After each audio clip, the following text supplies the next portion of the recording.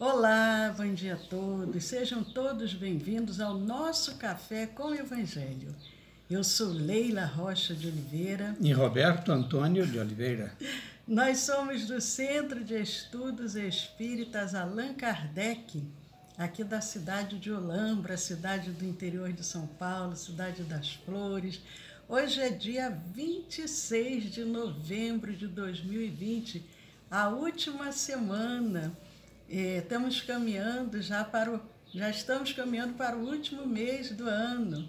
E é muito bom estarmos aqui juntos. Iniciamos a nossa semana com uma convidada muito especial, aquele espírito que vem para fazer a diferença. E são esses exemplos que nós procuramos trazer para poder nos incentivar, nos animar, nos conduzir. E isso é muito bom. Nós vamos falar sobre Amélie Gabrielle Baudet. Não é verdade, Roberto? Aliás, vamos continuar falando. Continuar falando. Vamos fazer uma rápida retrospectiva para que a gente possa falar sobre ela. Então, é a cidade de Thiais, onde teve por berço a Gabrielle Amélie Baudet, ou Amélie Gabrielle Baudet. E, na verdade, na época, talvez hoje até, seja a cidade do menor e também mais populoso desse departamento francês, que é o departamento de Sena, ou seja, densamente povoado, menor em extensão territorial e maior em povoamento. É verdade. E ela nasceu nos 2 de primário do ano 4, segundo o calendário imposto pelos revolucionários, chamado calendário republicano da França.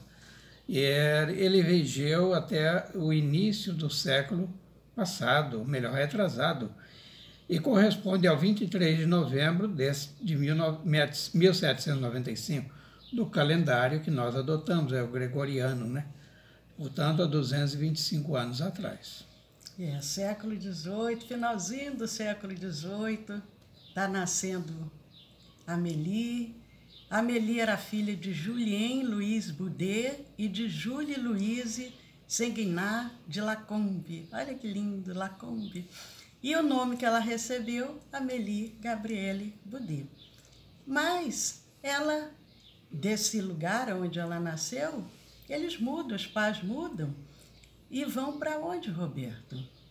Para Paris, a cidade de luz, na época, o mundo das letras, do ensino, onde pulsava a cultura da França. E aí ela teria também um encontro marcado, coisas que nós ainda chamamos de destino, É verdade. Fatalidade. Qual é esse encontro? Com o professor Hippolyte Denisard Rivaio.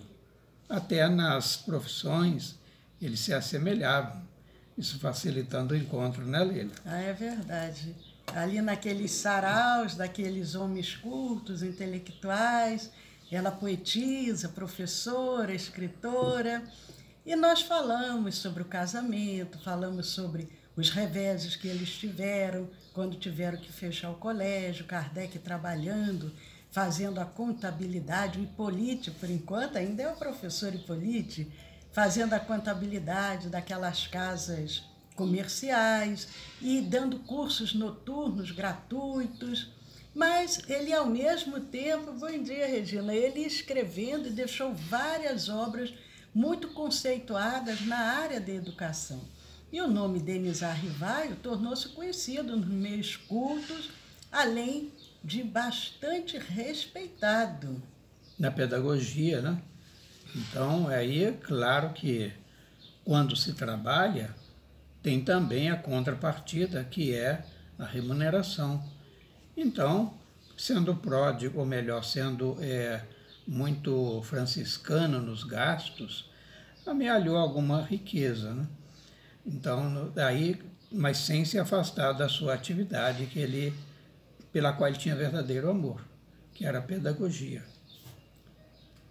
Então, agora lhe ia sobrar mais tempo para dedicar-se à esposa, bacana, E que na humildade e elevação de espírito, ela, Amélie, jamais reclamara coisa alguma. A ambos, porém, estava reservada uma missão. Que missão era essa, Leila? Era uma missão grandiosa, porque o primeiro chamado que aconteceu foi em 1854, quando ele é convidado para conhecer aqueles fenômenos que estavam surgindo ali em toda a Europa, podemos dizer quase que em todo o mundo, que eram os fenômenos das mesas girantes. E isso em 1854, ele ainda ficou um pouco relutante. Quando foi em 1855, o convite é refeito e ele acaba indo na casa da família Boudet, e ali ele começa os seus primeiros estudos sérios, porque as pessoas iam ali por uma diversão, sobre aqueles fenômenos. E ele começa a observar que ali tinha a chave do problema que durante milênios a humanidade procurava e não sabia. Mas nós paramos ontem nesse trecho, fizemos uma rápida retrospectiva e deixamos essa pergunta no ar. Qual foi a reação de Amélie quando o professor Hippolyte Léon Denisard Rivaio, o seu marido, começa a frequentar aquelas reuniões das chamadas mesas girantes? Então, a reação dela, Leila, foi de pura alegria. Só recordando, Bezerra de Menezes, ao ler pela primeira vez, ali num bonde indo dos centros da antiga Rio de Janeiro para o bairro da Tijuca, onde morava, ele lê aquele livro e ele diz assim, olha, se eu ler, eu não vou para o inferno por conta disso. E ao terminar de ler, porque aí ele não parou até chegar ao final, ele, à medida que além disso, olha, é como se eu tivesse já visto esse livro, como se eu já conhecesse, pouca ou nada coisa me acrescenta, mas ali sim. Então a Amélie, ela, então, quando vai se envolver nesse projeto do professor Hippolyte, o seu marido, então ela deixa-se quedar, ou seja, alegre, feliz, e tomava conhecimento também dos fatos que descerrava para a humanidade, por conta disso, ser uma revelação de novos horizontes também para ela de felicidade. Mas, Roberto, vamos aproveitar e vamos cumprimentar os nossos amigos e servir a eles um cafezinho. O cafezinho hoje está muito saboroso. Está com um saborzinho de canela, já preparando aquele aroma pré-natal. Então, pré-natal, né, da mulher grávida, antecedendo ao Natal.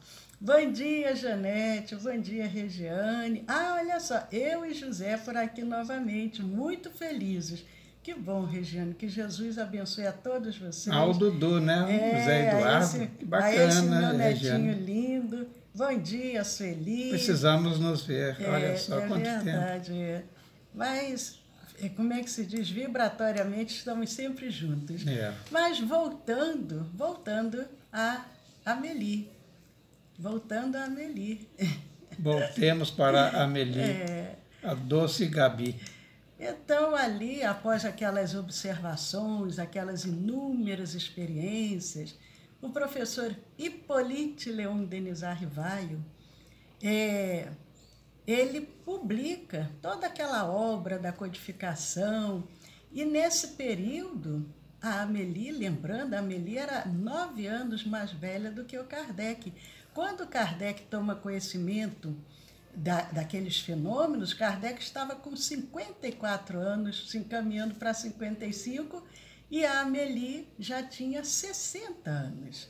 Mas ele recebe dela todo o apoio moral nesse propósito de trazer essa obra, que era uma obra gigantesca, porque, em princípio, ele começou a observar. Depois ele viu que era uma coisa tão grandiosa que não poderia ficar apenas, como se diz, entre as 4 paredes. Aquilo precisava ser divulgado, precisava ser as outras pessoas tomarem conhecimento e ter essas respostas.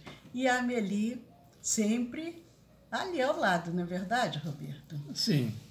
É o papel que às vezes a gente fala assim, é um papel secundário. Bom nem dia, sempre, Gleice. Porque às vezes se confundem esses papéis. E ela era secretária.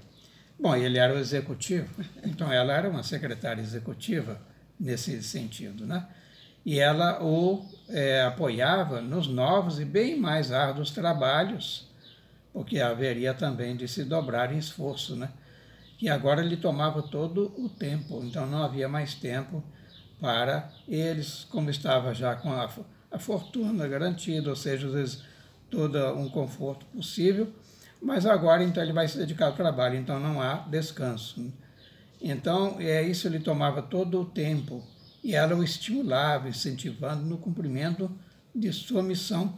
Então ela teve essa grandeza de reconhecer nele um missionário. É verdade, por isso que nós trouxemos essa semana essa lembrança, porque os espíritos trabalhadores do Cristo, eles não precisam de reconhecimento, ao contrário, eles são até muito discretos, mas é a forma da gente lembrar, da gente dar a nossa gratidão, exprimir a nossa gratidão a esses espíritos, e é o caso da Amélie.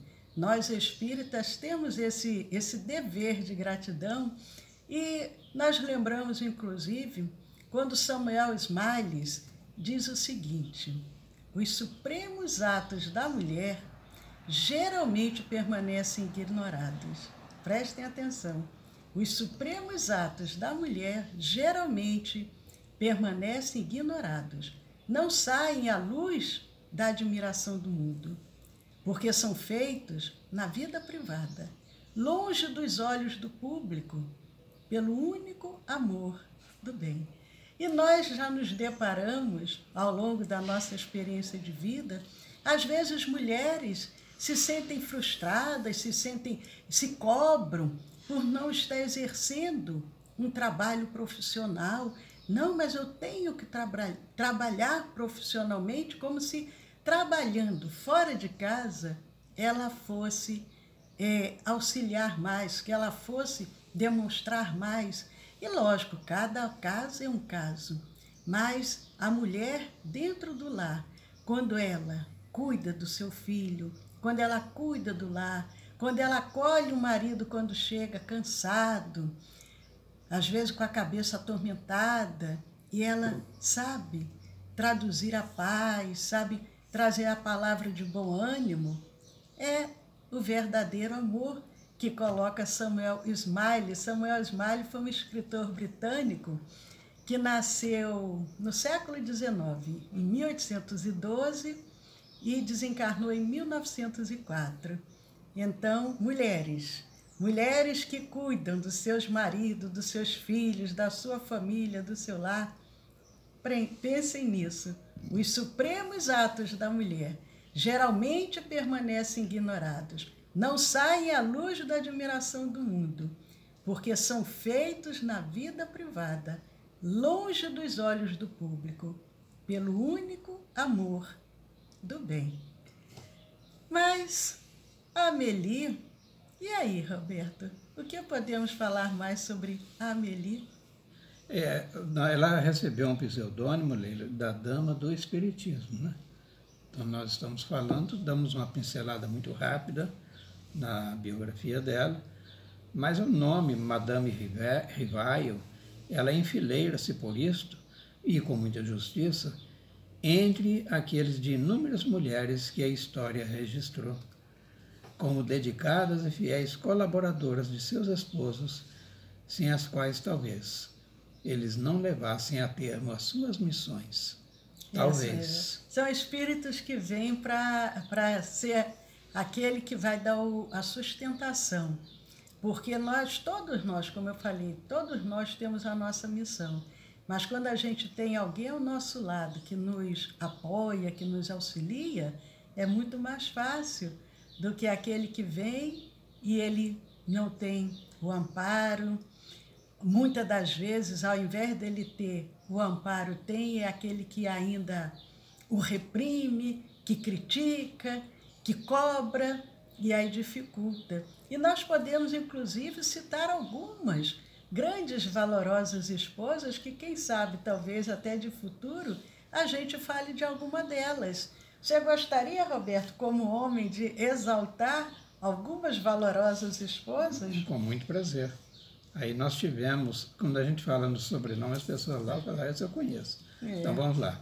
Esposa de Lavoisier, Bouclaham, Flaxman, Huber, Sir William Hamilton, Stuart Mill, Faraday, John Hood, Sir Napier, Pestalozzi, Lutero, e como esquecer a minha que é a favorita, eu vou lembrá-la.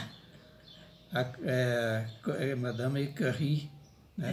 Pierre Curie, então é Madame Curie, e esta particularmente, por isso que eu digo que é muito particular, ela imolou-se então às chamadas terapias que nós temos hoje, radioativas, águas radioativas, benéficas, por exemplo, para reumatismo e as doenças reumatoides de modo geral.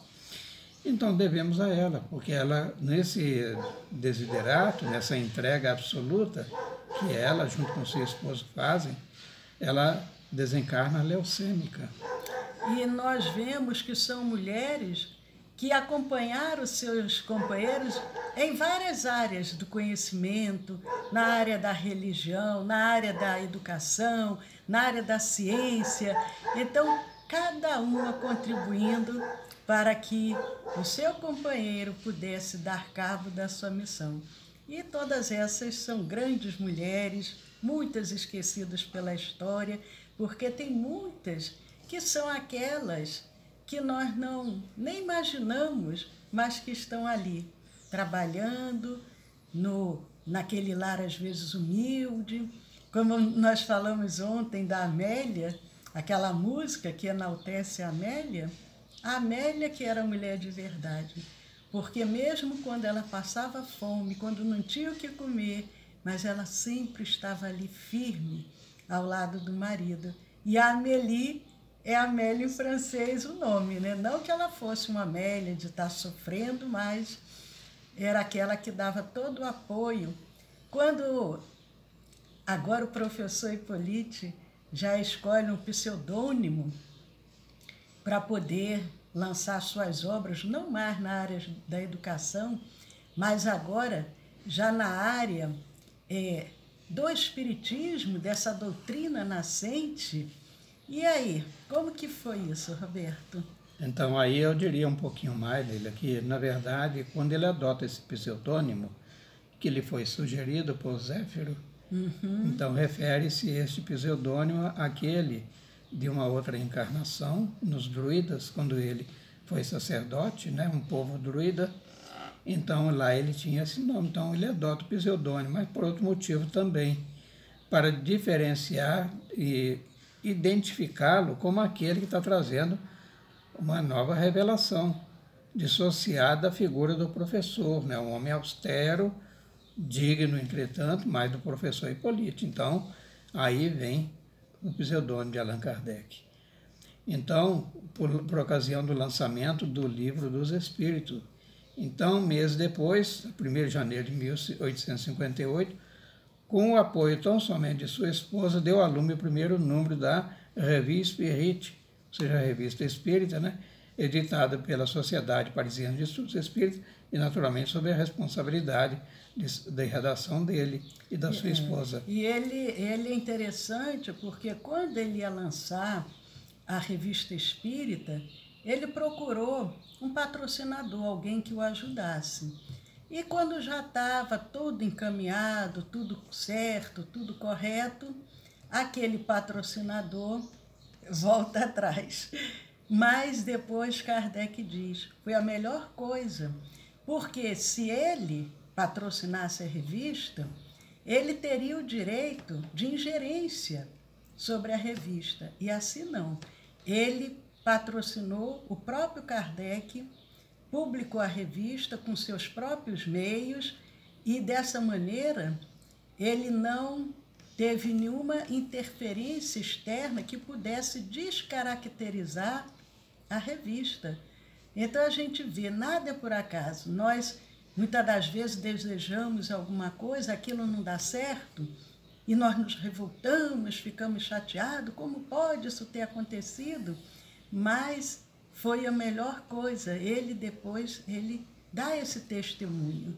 Foi melhor assim. Mas, continuando... Então, Leila, havia cerca de 6 meses que na residência do casal Rivaio, olha só, agora não mais lá na família Budan, mas na sua residência, na Rua dos Mártires, número 8, ou Rua de Rue de Marty, número 8, se efetuavam sessões bastante concorridas. Claro, exigindo da Madame Rivaio uma série de cuidados e atenções e que por vezes a extenuavam. Só para lembrar, depois de determinadas décadas, os períodos tornam-se muito longos, né? Coisa que se fazia rápido, demora um pouquinho mais, e aí vem se extenuando, né? Então ela verdade, porque ela já tinha mais de 60 anos, né? E, inclusive, apesar dela ter tido uma vida longeva, mas em função do cuidado, de ter que dar atenção a todos que ali chegavam, de encontrar um espaço adequado para acolher as pessoas dentro do próprio lar, isso tudo era um trabalho que ela precisava se dedicar. Mas e aí, Roberto, o que acontece? Então, como dissemos, né, o primeiro número da Revista Espírita, Revista Spirit,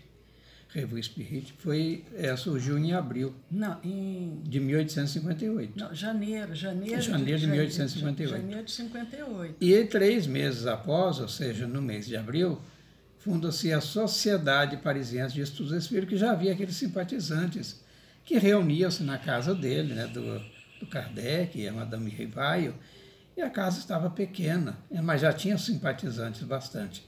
Então nasce a Sociedade Parisiense de Estudos Espíritas, então que seria mais um agravo de responsabilidade sobre o codificador, né, o missionário Allan Kardec. Porque o Kardec, ele trabalhava diuturnamente. Nós vimos que ele dava aulas, ele fundou o Instituto Policrômico, né? Polimático. Polimático. O policrômico também seria bonito, muitas cores, né? Muitas cores. Enfim, ele não parava, né? Ele era diuturnamente trabalhando. Mas nós vamos, amanhã, sexta-feira, nós vamos ter que encerrar essa pequena lembrança sobre a Amélie Gabrielle Baudet, mas hoje o nosso tempo já se esgotou e nós vamos nos despedindo dos nossos amigos. Vamos ver se chegou mais alguém nesse meio tempo. Pelo Instagram já saudamos a Regina, a Gleice. A Sueli está falando aqui alguma coisa. Bom, vamos lá de cima, vai rapidinho lá em cima e aí a gente vai voltando. Cumprimentando novamente a Nilva, a Janete, a Regiane, José Eduardo, a Sueli, a Mara Fernandes, a Niva. A Niva botou assim, a esposa do Roberto. Aí eu não entendi, Niva, o que você quis dizer. Entendi. Sim, entre as grandes mulheres, né? Gostei. Agora eu entendi. Gostei. Niva. A Sueli dizendo assim, minhas avós, minha mãe, minha sogra. É verdade. E aí a Sueli colocou, Leila, humildemente, eu também. É isso mesmo, Sueli. Sim. Porque não é só aquelas que foram para os livros de história que são aquelas que ajudam, são aquelas, a Sueli está dizendo, todas as guerreiras anônimas, é verdade, quantas? Naquela humildade, às vezes até de uma área pobre, sofrida, mas tem aquela mulher ali guerreira. E o Arnaldo dando um bom dia para todos. Ô Arnaldo, você não vai elogiar as mulheres não, Arnaldo? A Sueli também cumprimentando a família e Arnaldo compartilhando com a família também. Mas, queridos amigos, hoje é quinta-feira, 20 horas, nós temos o nosso curso de Espiritismo. O Arnaldo colocou, tudo aconteceu em abril, mês do meu aniversário. Vai ver que eu estava passeando por aqueles tempos. É verdade, Arnaldo. Roberto também. O Roberto é do dia 23 de abril. Você é de que dia? Roberto eu ia dizer qual o signo dele, ele ia reclamar comigo. Então, pula essa parte. Hoje, quinta-feira, 20 horas, nós temos o nosso curso de Espiritismo ao final. Nós temos o passe à distância, a magnetização das águas. Amanhã, sexta-feira, 10 horas da manhã, não percam. E quem não puder assistir ao vivo, assista depois. Oi, a Eudócia, que bom, Eudócia. A Eudócia disse, eu também sou muito guerreira. É isso aí, Eudócia. Parabéns. Mas quem não puder assistir ao vivo, não deixe de assistir. Assistam depois, entrem lá. Nos nossos canais do YouTube ou do Telegram. O nosso canal do YouTube é o Centro de Estudos Espíritas Allan Kardec, aqui da cidade de Olambra. E o nosso canal do Telegram é o SEAC Olambra. Juntos podemos muito. Mas mesmo aquele que já entrou, que já se inscreveu, entre de novo, vai lá, compartilhem, dê um joinha, façam comentários. Vamos fazer com que essa semente possa germinar também em outros corações. Ah, o Arnaldo disse que ele é do dia 19 de abril, dia do Roberto Carlos e dia do Naldinho. E aí, Naldinho e o Arnaldo, né? A Eudócia trata ele assim, né? Qual é o problema? Ah, tá, porque aí Você também não me chama de Betinho? A Eudócia respondeu junto, botou que era o dia 19, dia do Naldinho, agora eu entendi. Do Arnaldo. Queridos amigos, o nosso café, o tempo dele ainda está quentinho. Deixa eu ver. Já esfriou. Então, um beijo no coração de cada um. Paz a todos. Aguardamos vocês às 20 horas. E amanhã o Roberto tem um recadinho para dar. O Roberto não vai estar presencialmente. Psiquicamente, sim. Então, eu deveria estar numa câmera amanhã, esta hora. É aquela coisa linda que chama-se ressonância magnética. A Leila adora, né, Leila? Nossa, que mas faz então, um barulho. gente, amanhã, então, confirmando, né? Hoje não deu, mas então fica para amanhã. Então, amanhã eu estarei ausente. E aí, delego a Leila as responsabilidades, que não são poucas, de falar dessa senhora grande, que entre nós ficou conhecida como Amélie Gabrielle Boudet, e para nós, muito particularmente espíritas, a dama do espiritismo. Então, muito obrigado por termos estado juntos até este momento. Sigamos. Muitas guerreiras existem por aí. Coloquem suas lupas, vocês vão descobrir, e bem próximos. Então, um abraço, apurem suas sutilezas e valorizemos-las, porque elas fazem por merecer. Todos vocês. Aproveitando, lendo os recadinhos aqui finais, que aí o Arnaldo disse que tem que cumprimentar todas as mulheres, senão ele pode apanhar. A Eudócia disse que dia 19 de abril é dia do índio. A Sueli disse que 23 de abril, que é o aniversário do Roberto, também é o aniversário da neta dela, mais velha, a primogênita, a Rebeca. E que mais? E é isso aí. E Arnaldo fala aqui 2 mulheres maravilhosas. Beijo, paz e até breve. Então, queridos amigos, e até a segunda-feira, né? Aí, como um novo convidado. Não, domingo. Ah, sim. Ou uma nova, né? É, verdade. Domingo é Evangelho no Lar, né? Domingo o Roberto está aqui. Então, até lá, se Deus assim permitir.